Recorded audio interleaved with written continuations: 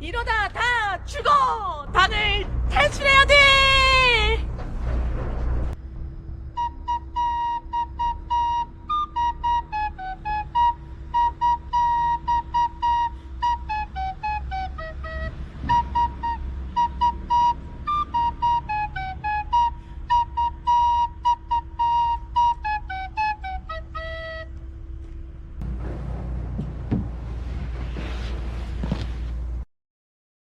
무궁화 꽃이 피었습니다.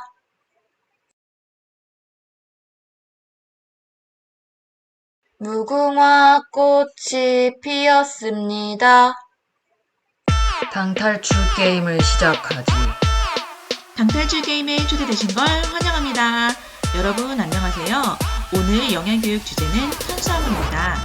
오늘 이 시간에는 탄수화물의 정의, 종류, 소화, 흡수 기전에 대해 알아보고 탄수화물 중독과 GI, GLGS를 배워보며 올바른 탄수화물 섭취 방법에 대해 살펴보도록 하겠습니다. 탄수화물이란 무엇일까요? 탄수화물은 탄소, 수소, 산소가 1대 2대 1의 비율로 조성된 물질입니다. 식물에게는 녹말, 사람에게는 글리코겐, 포도당처럼 구성 성분과 에너지원으로 사용되는 생물체에게 꼭 필요한 화합물입니다. 그렇다면 탄수화물의 종류에 대해 알아볼까요? 탄수화물은 에너지를 제공하는 당질과 생리적 역할을 하는 식이섬유를 포함합니다. 탄수화물의 구성 단위인 단당류, 단당류가 모여 이당류, 올리고당류, 다당류를 이룹니다. 특히 식이섬유는 인체 소화효소로 소화되지 않으며 용해성에 따라 분류되는데 물속에서 용해나 팽창하지 않는 불용성 식이섬유와 용해되어 팽창하는 수용성 식이섬유 두 종류가 있습니다. 불용성 식이섬유는 배변량을 증가시키고 분변 시간을 단축시켜 변비를 완화시키는 한편 수용성 식이섬유는 물에 쉽게 용해되거나 팽윤되어 포만감을 느끼게 하고 당, 콜레스테롤, 무기질 등 여러 영양소와 흡착해서 흡수를 지연시킵니다. 그렇다면 팩트체크. 여러분, 채소를 먹으면 채소의 수용성 식이섬유가 당과 흡착하여 흡수를 지연시키는 과정, 정말일까요? 한번 확인해 보시죠. 채소를 밥 먹기 전에 먹으면 혈당이 서서히 올라간다? 실험 고고고! 자, 먼저 공복 혈당을 측정해 볼게요. 자, 퍼플쌤은 98이 나왔고요. 자, 뻔뻔쌤은 104가 나왔습니다. 자, 그러면 퍼플쌤과 제가 이번에 야채를 먼저 먹고 김밥을 먹어보도록 하겠습니다. 채소를 맛있게 먹어볼게요, 여러분. 자, 채소를 먼저 먹고 있어요, 여러분. 채소를 먼저 먹고 김밥을 먹도록 하겠습니다. 식후 30분이 지났습니다. 혈당 한번 체크해 볼게요. 자, 먼저 체크할게요. 식후 30분 128이 나왔습니다. 네. 퍼플쌤의 30분당 30분 후 혈당 118이 나왔습니다. 네, 118. 네, 30분은 이렇게 됐고요. 그럼 이따가 1시간 후에 만나요. 1시간이 지났습니다. 혈당 체크를 해볼게요. 퍼플쌤 먼저 하실 건가요? 네, 자, 퍼플쌤의 1시간 혈당 118입니다. 뻔뻔쌤의 1시간 후 혈당은 103입니다. 여기서 잠깐! 자, 여러분 잘 보세요. 뻔뻔쌤 같은 경우에는 공복 혈당이 104였는데 30분에 128로 약간 오르더니 그 후에는 다시 조금 떨어졌고요. 퍼플쌤은 공복 혈당이 98, 30분 혈당이 118, 1시간 혈당이 118로 역시 혈당 변화가 별로 없는 걸 알 수 있었습니다. 채소를 먼저 먹고 밥을 먹으면 혈당을 크게 올리지 않는다는 걸 우리가 확인할 수 있었습니다. 자, 여러분 이번에는 채소를 먹지 않고 김밥만 먹고 우리가 혈당을 어떻게 변화하는지 체크해 보도록 하겠습니다. 네. 먼저 퍼플쌤 먼저 재볼게요. 네, 식전 혈당. 네, 퍼플쌤의 식전 혈당입니다. 자, 퍼플쌤의 식전 혈당은 94입니다. 자, 퍼플쌤의 식전 혈당은 94예요. 자, 뻔뻔쌤의 식전 혈당 체크해 보도록 하겠습니다. 자, 뻔뻔쌤의 식전 혈당은 92입니다. 네. 그러면 저희가 김밥을 먹고 식후 혈당이 어떻게 될지 체크를 해볼게요. 안녕.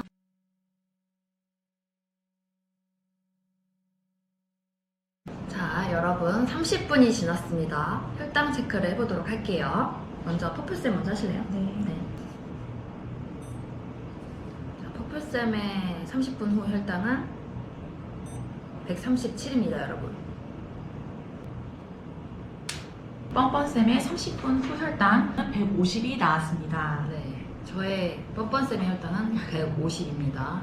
네. 이따가 1시간 뒤에 만나요. 자, 여러분, 1시간이 지났습니다. 혈당 체크를 해보도록 하겠습니다. 퍼플쌤 먼저. 네. 퍼플쌤의 1시간 후 혈당은 136. 자, 뻔뻔쌤의 1시간 후 혈당 184가 나왔습니다. 184. 그럼 여러분 최종 정리를 해드릴게요. 채소를 먼저 먹고 김밥을 먹었을 때와 채소 없이 김밥만 먹었을 때를 비교한 실험이잖아요. 확실히 채소를 먼저 먹고 김밥을 먹었을 때 퍼플쌤의 경우 공복 혈당 대비 10 정도밖에 혈당이 오르지 않았어요. 반면 채소를 먹지 않았을 때는 42나 올랐죠. 뻔뻔쌤은 그 정도가 더 심한데요. 뻔뻔쌤은 채소를 먼저 먹었을 때 30분 후 24 정도 올랐지만 그런데 1시간이 지나니 오히려 수치가 1이나 떨어졌어요. 그런데 채소를 안 먹고 김밥만 먹었더니 30분 후에는 58, 1시간 후에는 92까지 치솟아 제가 너무 걱정이 되더라고요. 여러분, 식사하기 전에 채소를 먼저 먹어야 하는 이유, 이 실험으로 증명되었습니다. 여러분, 잘 보셨나요? 채소 섭취가 혈당 감소에 영향이 있다는 것을 팩트체크했습니다. 다음으로 탄수화물의 소화와 흡수에 대해 알아보도록 하겠습니다. 우리가 일상식에서 섭취하는 탄수화물에는 주식인 밥, 빵, 면 등의 많은 전분, 채소, 과일, 전곡의 식이섬유, 엿기름, 식혜 등에 있는 메가당, 설탕의 서당, 유즙의 유당이 있습니다. 식이섬유를 제외한 나머지는 각 소화기관을 거치면서 당질 소화 요소에 의해 소화된 뒤 흡수되기 쉬운 단당류가 됩니다. 식이섬유는 소화되지 않은 채 장내에서 남아 중요한 생리 기능을 합니다. 탄수화물의 소화가 완료되어 나온 포도당, 과당, 갈락토스는 장 점막세포막을 통과해 세포 안으로 이동하는데 이를 흡수라고 합니다. 소장 육모의 상피세포막을 통과해 흡수된 단당류는 상피세포 안쪽의 기저막을 촉진 확산으로 통과해 모세혈관을 들어간 후 장간막에 퍼져 있는 정맥을 통해 간문맥을 지나 운반됩니다. 여러분, 우리 몸에서 혈당이 조절되어 항상성을 유지하고 있다는 사실 알고 계시죠? 건강한 성인의 공복 혈당은 70에서 110mg/dl로 유지됩니다. 식후에는 140까지 오르지만 식후 한두 시간 경과하면 정상치로 내려가고 공복이 길어지더라도 50에서 60 이하로는 쉽게 떨어지지 않습니다. 어떻게 이렇게 조절되는 걸까요? 공복 시 혈당치가 떨어지면 췌장에서 글루카곤이 분비되어 간에서 글리코겐 분해와 포도당 신생합성이 진행되어 혈당이 올라갑니다. 반면 식후 혈당이 오르면 췌장에서 인슐린이 분비되어 간과 근육에서 글리코겐 합성과 세포 포도당 이용을 촉진하여 혈당이 감소합니다. 혈당을 세포 안으로 들어가게 하는데 세포막에 특별한 문을 통과해야 하는데요. 이 문의 자물쇠 역할을 하는 것이 인슐린 수용체입니다. 인슐린이 문을 열어줘야 당이 세포 안으로 들어갈 수 있습니다. 인슐린이 제 기능을 하더라도 이 문이 잘 안 열리는 것이 인슐린 저항성이라고 하는데요. 우리가 운동을 하게 되면 문을 열 수 있도록 돕는 역할을 하게 되므로 혈당이 떨어지는데 도움을 줍니다. 그렇다면 팩트체크, 정말 운동을 하면 혈당이 떨어질까요? 한번 확인해 보시죠. 퍼플쌤, 이번 시간은 어떤 시간이죠? 오늘은 식사를 하고 우리 혈당이 어떻게 되는지, 그리고 식사를 한 다음에 운동을 했을 때 또 혈당이 어떻게 되는지 한번 확인해보는 시간을 가져보도록 하겠습니다. 너무 기대됩니다. 어떠한 변화가 있을까요, 여러분? 자, 먼저 우리 공복 혈당을 재보도록 할게요. 자, 공복 혈당 네. 88입니다. 오, 88. 네. 정상 수치죠? 네. 이번엔 제가 한번 해보도록 하겠습니다. 자, 공복 혈당이에요, 여러분. 103이 나왔습니다. 자, 여러분, 이제 우리가 식사를 하고 혈당이 어떻게 변화될지 한번 체크를 해볼게요. 일단 먼저 선생님들이 식사를 맛있게 해보도록 하겠습니다. 네, 배고파요.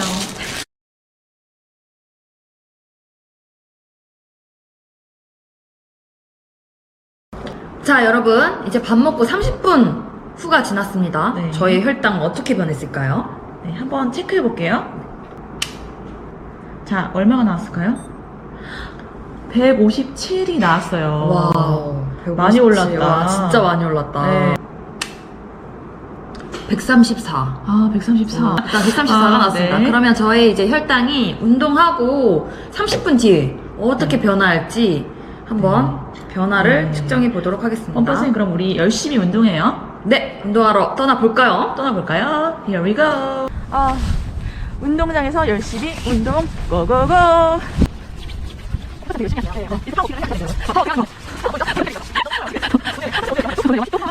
원래 이 정보를 갖고 해야 되는데 여기 못 쓴다. 자, 커플 때문에 탈출. 자, 네.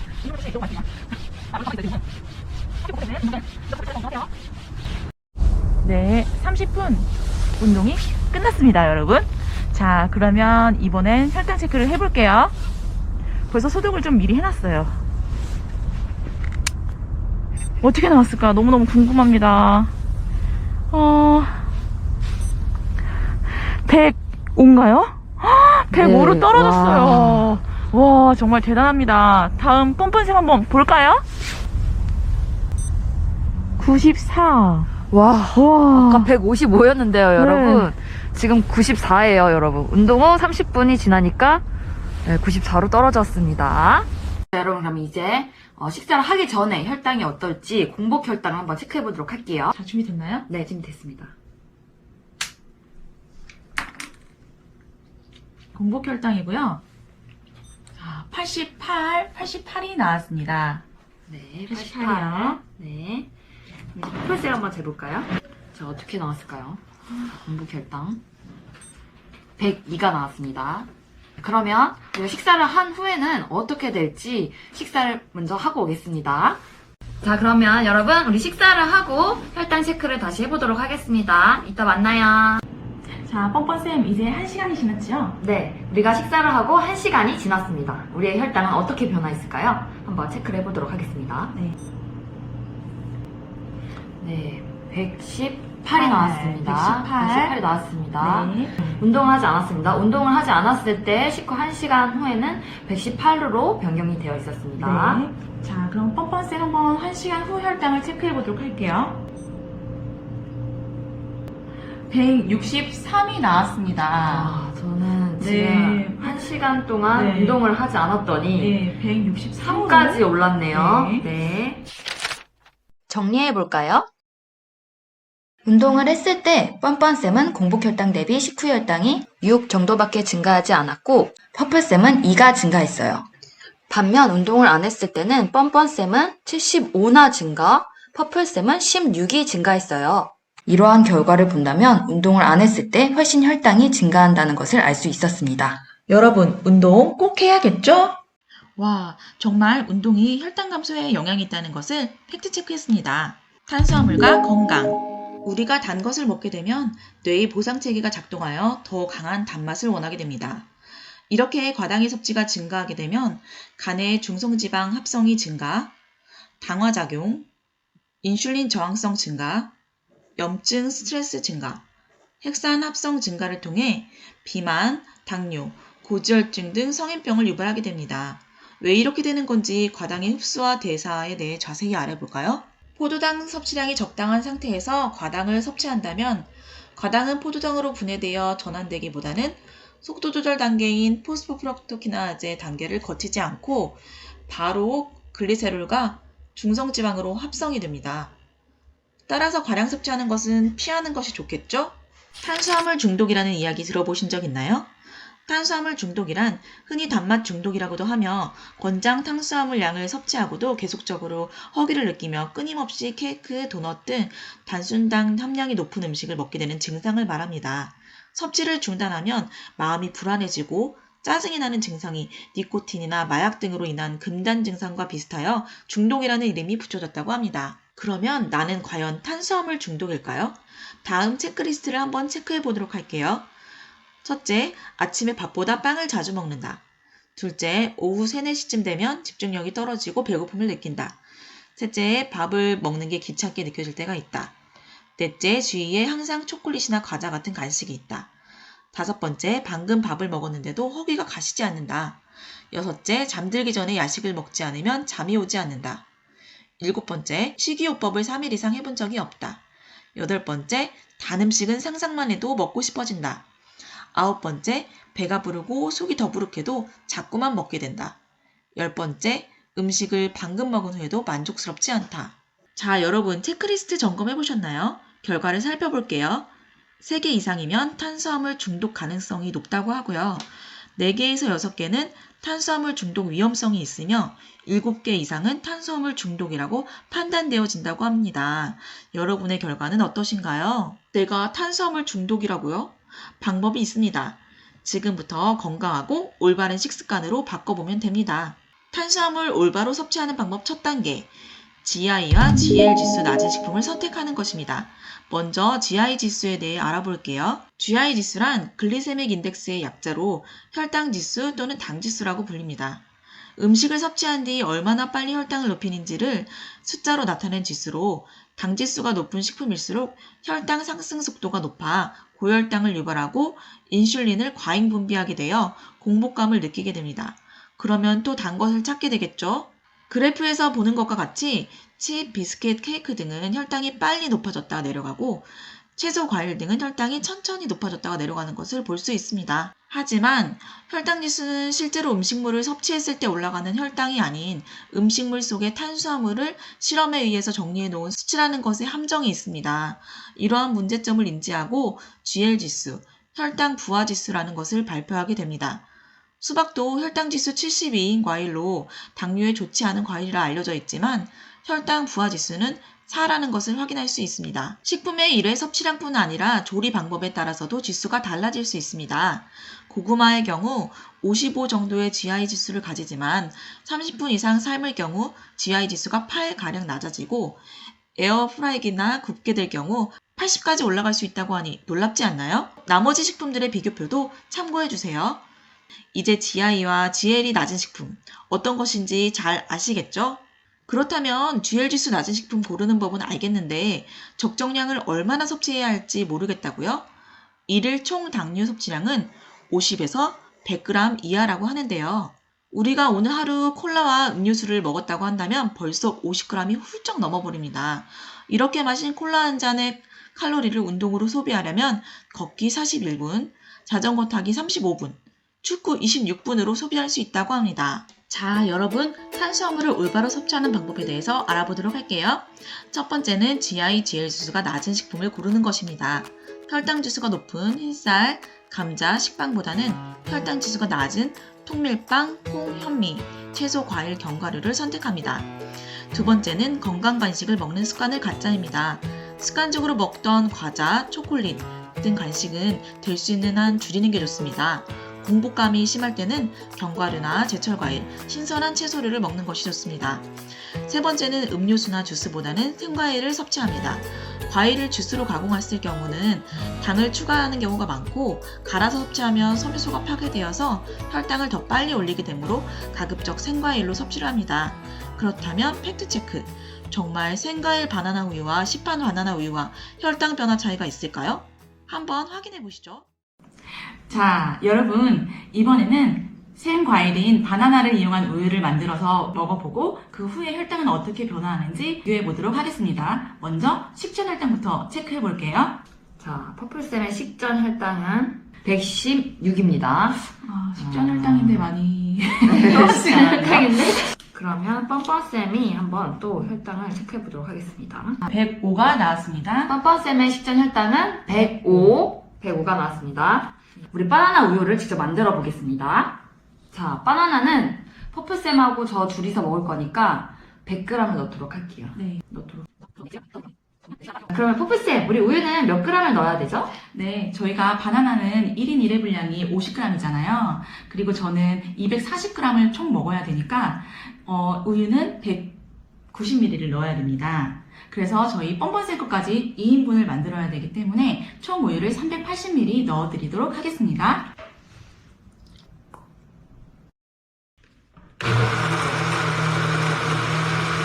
잘 갈아진 것 같죠? 그러면 퍼플쌤과 뻔뻔쌤이 바나나 우유를 정확하게 반으로 나눠서 240g씩 먹어볼 거예요. 짠! 원샷 했습니다. 네. 그리고 우리 30분과 1시간 후에 혈당이 어떻게 될지 변화를 체크해 보겠습니다. 아까 우유를 먹은 지 30분이 됐습니다. 퍼플쌤의 혈당이 어떻게 올랐을까요? 변했을까요? 30분 후 102가 되었습니다. 떨어졌어요. 떨어졌죠? 근데 아무래도 예상치 못한 결과에 퍼플쌤과 제가 멘붕이 왔습니다.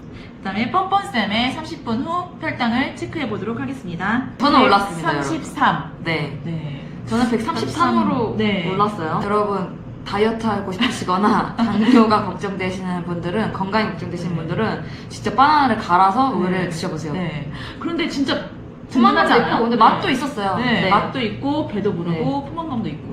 이제 우리가 생과일 바나나 우유를 먹고 1시간이 지났습니다. 그럼 우리의 혈당 변화는 어떻게 됐을지 체크를 해보도록 하겠습니다. 먼저 네. 퍼플쌤 먼저 체크할게요. 114. 1시간이 지나니까 114로 혈당이 거의 안 올라갔다고 봐도 네. 무방할 것 같아요. 생과일 바나나 우유는 네. 혈당을 많이 높이지 않는다는 사실 맞아. 확인할 수 있었습니다. 뻔뻔쌤은 115가 나왔습니다. 네, 생과일 바나나 우유는 네. 뭐 그렇게 혈당을 많이 높이지 않는 걸로. 네. 자, 그렇다면 시중에 파는 바나나 우유는 혈당을 얼마나 올릴지 궁금한데요. 한번 알아볼까요? 안녕하세요, 여러분. 자, 오늘은 우리가 시중에서 판매를 하는 바나나 우유를 먹어보고 혈당 변화를 체크해 보도록 하겠습니다. 네, 지금 공복 혈당을 먼저 체크를 해보고요. 시중에서 판매하는 바나나 우유를 먹어보고 혈당을 체크해서 비교해 보도록 하겠습니다. 그러면 퍼플쌤의 공복 혈당은 94가 나왔습니다. 네. 퍼플쌤의 공복 혈당 94. 자, 뻔뻔쌤의 공복 혈당 체크해 보도록 하겠습니다. 94. 네, 94입니다. 네. 자, 그럼 여러분, 우리 시중에서 판매하는 바나나 우유를 먹고 혈당을 비교해 보도록 할게요. 네. 짠!